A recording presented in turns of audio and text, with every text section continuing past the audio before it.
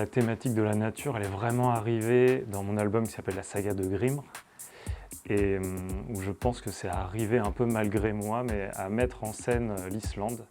Du coup, ce pays de feu et de glace était tellement particulier que ça en est devenu un personnage. Sachant qu'avant ça, j'étais un petit peu traumatisé par les dessins de décors. Moi, je venais de l'anime, j'étais habitué à dessiner des personnages. Mon métier, c'était character designer, à travailler à l'aquarelle, faire des décors, travailler les lumières, essayer de rendre le plus possible la texture de glace et de feu de cette île.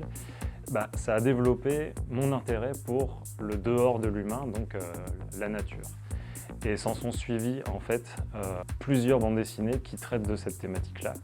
Penser les plis du monde, où j'ai vraiment développé cette thématique de la nature en partant d'un petit concept philosophique qui est le pli. Et du coup, comment est-ce qu'on pourrait imaginer un monde graine, un monde qui se déplie? Comment est-ce qu'un homo sapiens pourrait s'imaginer, lui qui est tellement dans la chasse et la cueillette, du coup surtout la cueillette, comment est-ce qu'il va imaginer le Vercors, lieu où j'habitais à l'époque, comme un lieu qui se déplie, qui se déploie, comme une chose vivante.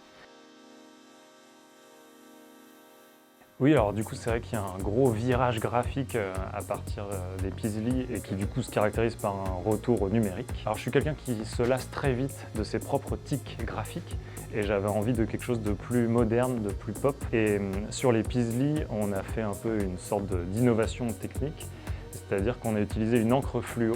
Et là en fait ce qu'on a fait, c'est qu'on a remplacé le rose, le magenta, par du fluo. Ce qui fait que le fluo se mélange dans toutes les couleurs.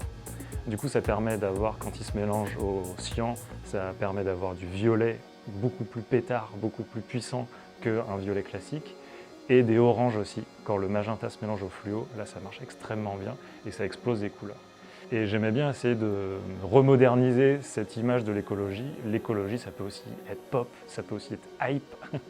Et du coup, il y a cette espèce de décor d'Alaska rose fluo puissant et qui du coup se mélange aussi un peu avec les hallucinations des personnages.